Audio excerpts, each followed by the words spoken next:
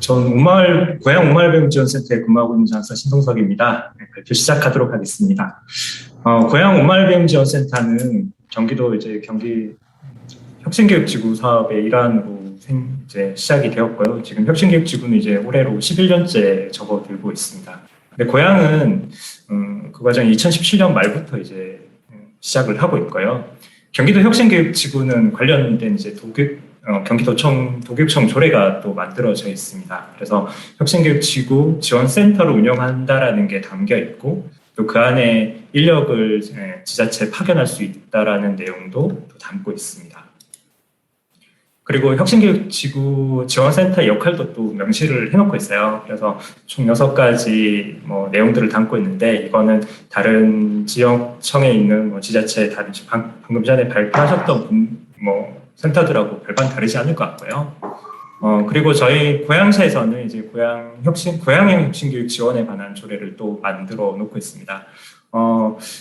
고양 혁신교육 지구 지원 조례가 아니라 고양형 혁신교육 지원 조례라고 만들어진 이유가 있는데요. 혁신교육 지구 사업이 MOU 체결 사업이에요. 경기도 교육청과 고양시가 MOU를 매 5년 단위로 체결해서 운영하고 있는데 지자체장이 바뀌었을 때도 좀 지속 가능하게 하자. 그리고 고양 혁신교육지구 사업이라는 게 혹시 멈춰지거나 도교육청 차원에서 없어졌을 때도 지속 가능한 내용들을 좀 담자라고 했던 내용이 있고, 그래서 사업의 범위 보면 5번의 혁신교육지구 사업이라는 게 별도로 들어가 있는 상황입니다. 그리고 여기에서도 역시 고양형 혁신교육지원센터에 관한 센터를 운영할 수 있는 근거들이 마련되어 있고, 또 저희는 지금은 직영으로 운영되고 있지만 위탁으로도 운영 가능하게 조례는 담고 있습니다. 이렇게 법인이 민간에 위탁 가능하게 되어 있습니다. 그리고 2017년도 시즌2 중간에 고양은 들어갔어요. 그러면서 업무 협약에 보시면 전담팀을 구성한다라는 거, 그 다음에 교육청에서는 업무를 위한 전담팀을 또 지원한다라는 내용들을 담고 있고요. 근데 올해부터 시작된 시즌3에서는 31개 시군이 모두 참여하고 있거든요, 경기도에서는. 그래서 어떤 특정 지역에 국한한 업무협약서보다는 31개 시군을 폭발할 수 있는 업무협약서로 만들어졌어요. 그래서 되게 좀 뭉뚱그려져 있는 말들로 담겨 있다라고 보시면 되고요. 그래서 매년 5년 단위의 업무협약을 지나서 매년 부속 합의서를 작성하고 있습니다. 부속 합의는 지원청하고 시장하고 같이, 고양시하고 같이 매년 1년 단위로 만들어지고 있고, 거기에 옥마을배움지원센터 운영이라는 내용이 또 구체적으로 담겨 있습니다. 저희가 좀 센터라는 이름은 붙여져 있지만 실제로는 고양시청의 평생교육과 안에 있는 혁신교육팀이라고 보시면 되고요. 그래서 혁신교육팀이 옥마을배움지원센터의 역할을 하고 있습니다. 그래서 신기하게도 센터장은 없습니다. 센터장은 없고 팀장님이 계시고 저가 같이 공동 근무를 하면서 운영이 되고 있고요. 그래서 여기 청사 배치도에 보면 옥마을배움지원센터라고 있는데 혁신교육팀이 그 역할을 하고 있다고 보시면 되고, 시청 앞에 작은 빌딩에 공간을 하나 리모델링해서 들어와서 근무를 하고 있습니다. 지원청의 조직도에도 제가 들어있어요. 신기하게. 지원청 조직도에는 옥마을배움지원센터라는 조직도가 지원청 안에도 표시되어 있습니다. 그리고 제가 표시되어 있고요. 교육청에서는 옥마을배움지원센터 안에 저만 단독으로 표시되어 있는 상황입니다. 아마 그거는 지원청 홈페이지를 통해서 선생님들이 굉장히 많은 자료들을 요구하고 연락처를 찾는데 그거의 편리성을 위해서 담아놓은 거라고 생각됩니다. 장사 파견에 관한 내용들을 꽤 많은 시군에서 물어보시더라고요. 그래가지고 좀 이야기를 드리려고 하는데, 세종에 2명이 파견되어 있고, 세종 2분의 장사 파견되어 있는 거랑 고양시와 양평군이 작년 하반기부터 파견하고 있는데 좀 달라요. 세종은 세종특별자치시에서 월급이나 이런 것들을 다 주는 파견 형태고, 경기도에 있는 고양시나 양평군의 파견 형태는 교육지원청 소속 원소속의 에서 이제 월급이나 이런 것들을 주면서 파견을 하고 있는 형태입니다. 그래서 파견 근거가 이제 교육공무원 임명령을 좀 따르고 있는데 파견 기간이 되게 짧아요. 원 기간이 1년이고요. 추가 1년까지 파견될 수 있는 상황입니다. 왜냐하면 교육기간이 아니기 때문에 같은 교육기간끼리는 뭐 2년 더하기 1년까지 총 3년의 파견 기간을 줄 수 있는데 지금 이제 교육기간이 아닌 곳에 업무 협의를 위해서 파견된 거는 최대 2년까지밖에 안 된다. 그래서 저는 작년에 파견 들어왔는데 올해가 마지막으로 이제 파견이 종료되는 상황이어서 다시 교육지원청으로 복귀해야 되는데 그 이후에 또 어떻게 해야 될지를 좀 고민하고 있는 상황입니다. 그래서 지금 저희는 이제 근무지 지정이라는 형태로 또 저는 센터에서 계속 근무를 할 수 있는데 파견이 종료되면 이제 좀 이따가 설명드리겠지만 여러 가지 시스템적으로 좀 변동이 또 생깁니다. 파견과 근무지 지정이 좀 다른 내용을 담고 있는데 파견은 소속 기간이 파견 기간이 돼서 저는 지금 고양시청 평생교육과 직원이 돼 있는 거죠. 그리고 업무 장소는 파견 기간이 정하는 곳에서 근무를 하면 되고 월급과 초과 근무 수당은 지원청에서 주고 출장비는 시청에서 받고 있고 이런 상황입니다. 근무지 지정으로 내년에 이제 돌아갔을 때는 아마 소속은 이제 교육지원청 소속이 될 거고 교육지원청에서 지정하는 근무지에서 일을 할 수 있어요. 그래서 저는 센터에서 계속 근무를 하게 되는데 월급, 초과 근무 수당, 출장비는 이제 지원청에서 다 받게 되는 그런 구조가 되었습니다. 고양 온마을배움 지원센터는 지금 인력 구성이 5+2명이라고 되어 있는데 전일 5일 다 출근하는 사람은 5명이고 이제 주중에 한 이틀 정도 근무지 지정으로 들어오시는 분이 2분 계세요. 그래서 저렇게 돼 있고요. 지금 시청에 팀장님 1분, 그 다음에 주무관님 3분이 계시고요. 이분들은 전부 다 임기제는 한 분도 없으시고 전부 다 정규직 공무원들이십니다. 그리고 교육청의 장학사인 제가 파견이 나와 있고 또 교육지원청에 또 예산이 있어요. 그래서 김성래 장학사님이라고 계신데 여기 안에 들어와 계신데 또 지원청 안에서 근무하시면서 일주일에 2번 정도 여기 센터에서 근무를 하고 계십니다. 그리고 학부모 여러 가지 사업들을 준비하기 위해서 학부모 지원 전문가라는 지원청의 공무직 분이 계신데 일주일에 2번 정도 같이 또 나와서 협업을 하고 계십니다. 저희 센터에서는 이제 학교와 교사를 지원하는 것들을 하고 학부모를 또 지원하는 것들을 합니다. 학부모 동아리 지원이 대표적인 사업이고요. 그리고 학생들을 지원하고 있습니다. 그리고 더불어 이제 시민단체 관공서 마을 강사들을 지원하고 연결해주는 작업들을 하고 있는데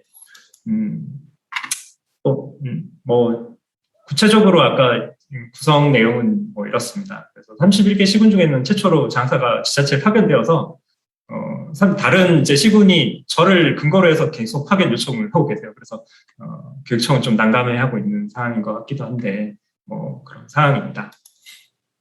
그리고 저희 역할을 이제 좀 2018년도에 연구를 하면서 역할을 좀 정립을 했는데 4가지 역할이 좀 중요하지 않겠냐. 첫 번째는 협업자로서의 역할입니다. 여러 기관들과 공간들을 이런 단체들을 협업시킬 수 있는 협업 지원가, 그 다음에 링커죠. 여러 가지 자원을 연결해주는 역할. 그 다음에 메이커로서 기획자 역할이죠. 여러 가지 정책이나 사업들을 좀 기획하고, 그 다음에 마지막으로 이제 촉진자와 조력자 역할들을 좀 해달라라는 내용들을 담고 있었고요. 이거는 연구하면서 여러 주체의 이제 이야기들을 들으면서 만든 4가지 큰 역할입니다. 고양 온마을 배움지원센터는 약간 이런 식으로 일들을 운영하려고 해요. 첫 번째는 연구를 좀 해서 연구를 바탕으로 해서 좀 사업들을 반영하고 계획을 하려고 합니다. 그래서 연구 용역을 매년 좀 하나씩 운영하면서 좀 사업들을 운영하고 있고요. 그래서 계획을 하고 그 계획을 홍보하고 실행하고 그리고 실행 과정에서 학습을 하고 평가를 하고 다시 이것들을 반복하는 구조들로 좀 만들어 가려고 노력하고 있습니다. 그래서 함께한 연구들이 좀 있는데 2017년도에 협약을 맺었지만 실제로는 2018년도에 시작을 했어요. 그러면서 저희가 제일 먼저 했던 게 고양형 혁신교육지구 역량 강화를 위한 궁극제 욕구조사였는데 혁신교육지구에 바라는 게 뭐냐라는 연구예요.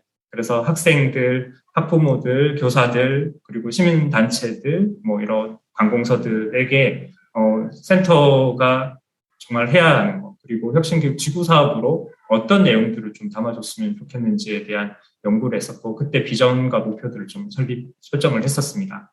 그 다음 또 하나는 이제 2019년도에 저희가 좀 약간 중심 사업처럼 운영을 하고 있는데, 지역연계 프로젝트 수업이라는 것들을 운영하고 있어요. 이거는 선생님들이 좀 제안한 프로젝트나 아니면 학생들이 제안한 거, 아니면 주민들이 제안한 거, 민간에서 제안한 것들, 관공서에서 제안한 것들을 연결해서 프로젝트 수업들로 기획을 하고, 그런 것들을 신청하면 저희가 예산을 지원해서 그 프로젝트를 좀 운영할 수 있도록 도와드리고 있는데, 이것들을 좀 장기적으로 운영을 하기 위한 발전 방안 연구를 했었고, 그것들을 바탕으로 해서 지금 지원단이나 뭐 여러 가지 협의체들을 좀 구성해서 운영 중입니다.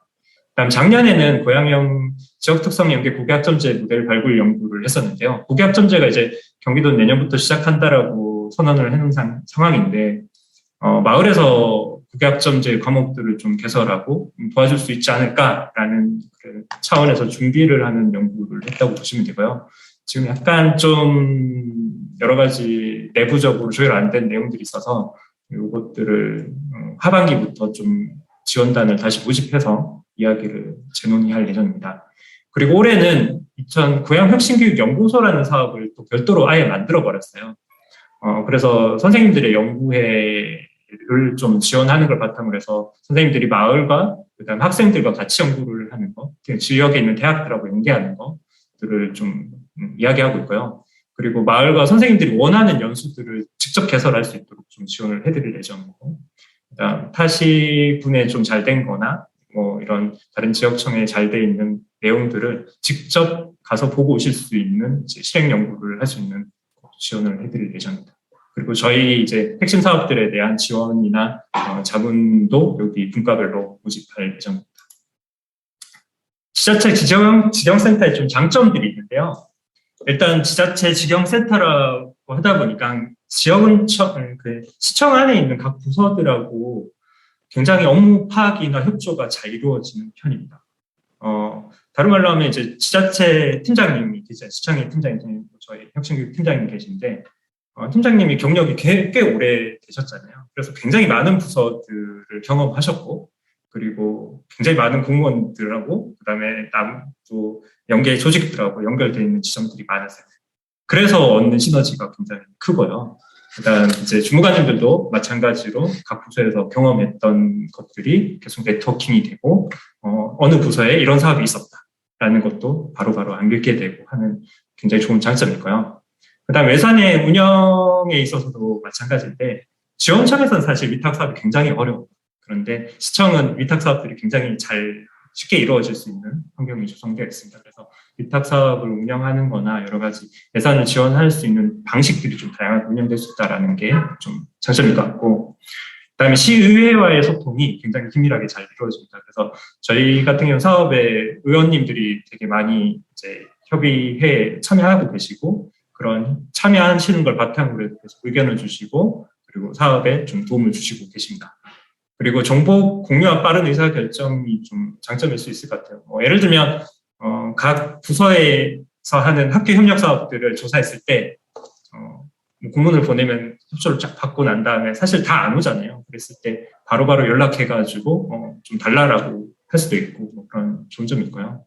그러면서 장학사의 파견으로서 역할을 좀 시에서는 되게 전문가로서 좀 대우를 해주고 계세요. 그래서 많은 부분의 자문이나 협업을 좀 요청하고 계시고, 실제로 학교랑 뭔가를 해야 되거나 학생들이랑 뭔가를 해야 될 때 저한테 굉장히 많은 부서들에서 연락을 해주세요.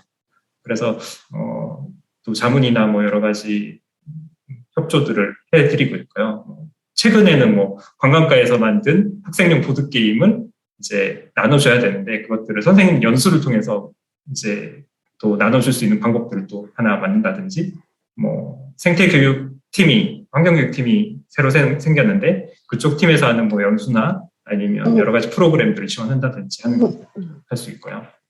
그래서 학교 교육지원청 지자체 중간 지원 조직들이 또 많습니다. 그런 조직들을 연결할 수 있는 하나의 좀 굉장히 좋은 역할을 할 수 있다는 거고, 그다음에 문화재단과 청소년재단 등 시청 연계 재단과의 협업도 잘 되고 있습니다. 저희는 좀 마을 강사님들이나 뭐 선생님들 연수들을 문화재단에 위탁해서 운영하고 있기도 하고요. 청소년재단에서는 오전에 학교 운영할 때 청소년재단이 비잖아요, 사실. 그때 이제 학교랑 프로젝트를 할 수 있는 다함께 교실이라는 것도 운영하면서 올해 청소년재단이 오전 시간에 또 학생들이 참여할 수, 드나들 수 있는 구조들을 만들어내는 것도 있었습니다. 업무 시스템이 좀 약간 달라요. 지자체는 세월이라는 이제 부모와 인사 커뮤니티가 결합된 시스템을 쓰고 계세요. 그리고 온나라라는 전자문서 시스템을 쓰고 계시고 이호조라는 지출품위 시스템을 또 쓰고 계십니다. 그런데 이제 교육지원청은 나이스라는 부모인사 시스템을 쓰고 있고 K-에듀파인이라는 전자문서와 지출품위를 같이 할 수 있는 시스템을 쓰고 있어요. 즉 예산이 어디에 편성되냐에 따라서 사용할 수 있는 시스템 자체가 완전히 다른 구조인 거죠. 저도 이제 올해는 지자체 시스템들을 다 사용하고 있습니다. 올해까지. 근데 이제 내년에는 교육지원청의 시스템을 사용할 수밖에 없는 구조가 됩니다. 그래서 이게 되게 복잡해요. 복잡하고 좀 어려운 사항들을 많이 이야기합니다. 오마을 배움지원센터 연속성을 좀 고민하고 있는데 2019년까지 시청팀장님이 3번 교체되셨어요. 그리고 교육지원청 장학사가 6개월 동안 교체된 분이 4명, 1년 하신 분이 1분 계세요. 그만큼 교체가 많았습니다. 근데 현재는 이제 시청팀장님은 전문관 제도를 시청하셔가지고 3년 동안 근무가 부장되어 있는 상황이고, 그다음 저도 순환보직이라고 이제 도교육청에서 이 일을 전문으로 할 수 있는 이제 3년 동안 전문으로 할 수 있도록 딱 뽑아는 상황입니다. 그래서 3년 후에는 학교로 돌아가게 되는데, 문제는 이제 그 이유가 될 것 같아요. 그 이후에는 또 어떻게 변할지를 모를 것 같은데, 그 이유를 대비하기 위해서 사실 연구소라는 사업들도 두고 있고 여러 가지 지원 중간 또 협의체들을 두고 사업을 하려고 굉장히 많은 노력을 하고 있습니다. 보완되었으면 하는 지점들이 있어요. 의사결정 구조가 저희가 좀 현장의 의견들을 반영하려고 굉장히 많은 노력을 해요. 마을의 의견이라든지 학교의 선생님들의 의견을 반영하려는 노력을 하고 있는데 실제로 사업을 하다 보면 그게 어렵더라고요. 어려운 부분들이 굉장히 많은데 그런 것들을 좀 확대를 해줘야 되지 않을까라는 생각이 들고, 주도권에 관한 이야기입니다. 뭐 지원청하고 이제 뭐 교육청하고 지자체하고 주도권 막 이야기를 해요. 근데 사실 지자체 예산이나 협업 시스템 인력을 지원청이나 교육청에서 따라가기는 어려운 구조인 것 같아요. 그래서 가끔 이제 지원청에서는 빼앗긴다라는 이야기를 쓰시기도 하는데 이것들을 그렇게 바라봐야 되는 건지에 대한 좀 고민들이 있어요. 협력을 한다라고 하는데 뭔가 빼앗긴다, 뭔가를 뭐 뺏고 빼앗긴다라는 과정으로 계속 바라봐야 되는가. 그 다음에 많은 이제 중간 지원 조직들에서 학생들의 의견이 반영될 구조들을 계속 찾고 계신데 저희도 마찬가지로 학생들이 좀 참여할 수 있는 구조들을 계속 좀 고민을 하고 있습니다. 그다음 아까 말했다시피 예산 운영 시스템을 좀 고민하고 있는데 지금 미래교육지구 예산 같은 경우는 지원청으로 가요. 저희 같은 경우 지자체로 올 수 없는 상황이에요. 교육청, 도교육청 어떤 상황들 때문에. 그래서 그렇게 들어간 돈이 이제 때문에 좀 뭔가 지원청에서도 반드시 인력이 또 추가로 필요한 상황이고 여러 가지 좀 어려움들이 있습니다. 그리고 장학사 파견 기간을 해결해줘야 될 것 같아요. 이건 교육부에서 뭔가 해결을 해줘야 되지 않을까, 법령을 고쳐주셔야 되지 않을까 싶어요. 협업하는 기간인데 사실 기간이 뭐 단기간만 딱 파견 가능한 구조로 돼 있다라는 건 좀 무서울 것 같고, 정말 중요한 사업들이 지원청으로 갔다가 파견이 되었을 때 굉장히 어려움을 겪게 됩니다. 지원청의 단계들이 있죠. 보고 단계들.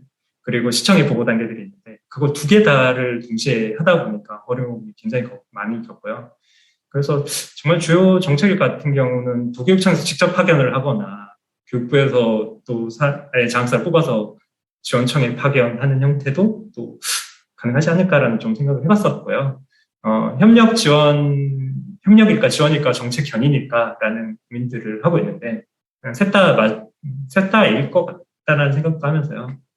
또 하나는 이제 인사 제도가 굉장히 어렵죠. 마을의 뭐 것들을 유지하는 데 있어서 하다못해 고양시는 이제 만기 제도가 있어요. 시 안에서 교사들이 최대 15년까지밖에 근무를 못해요. 그러면 뭐 보통은 10년 근무를 하시고 다른 지역으로 가셔야 되는 구조예요.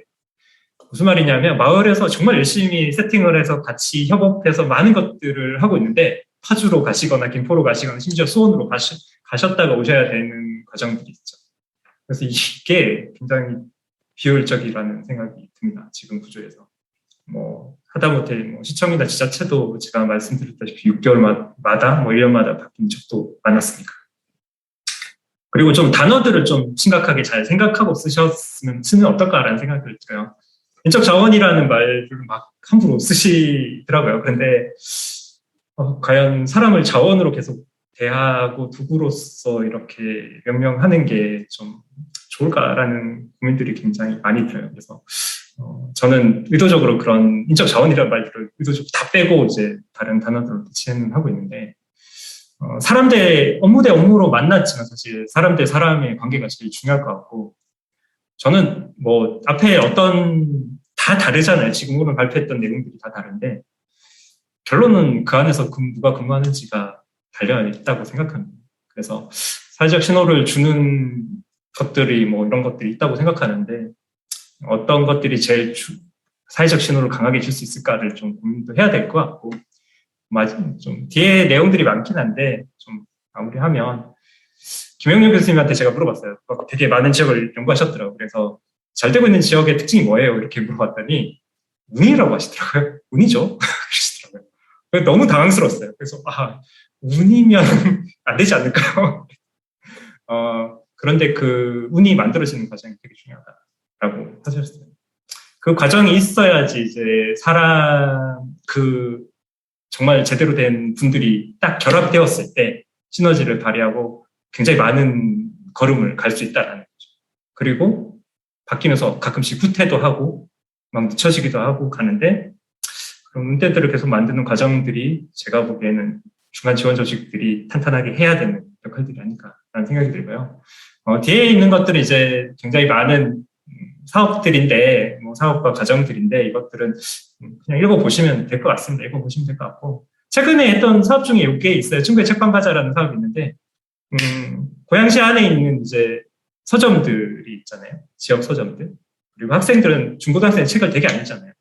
그래서 서점들에서 쓸 수 있는 독서 이제 북페이를 청소년들에게 나눠주는데 학교를 거쳐서 나눠줘요. 그래서 학교 선생님들은 책을 이제 학생들이 산 책을 가지고 교과정 운영을 하시고 동네 서점들은 학생들은 이 북페이를 반드시 서점에 오프라인으로 방문해서만 쓰게 만들어놨거든요. 그래서 중고등학생들이 서점에 방문한 경험이 없는 친구들이 굉장히 많던데 서점에 방문해서 서점이 지금 변하고 있는 모습들도 좀 보고 여러 가지 연계 사업들을 할 수 있도록 좀 만들고 또 있는 사업들을 하고 있습니다. 뭐 이런 사업들 과정에 그냥 놔뒀으면 그냥 상품권 나눠주고 끝났을 것들이 교육적인 함의를 다시 담을 수 있는 과정들이 계속 거쳐지는 게 이런 협력 근무가 있기 때문에 가능하다라고 생각합니다. 네, 이상입니다.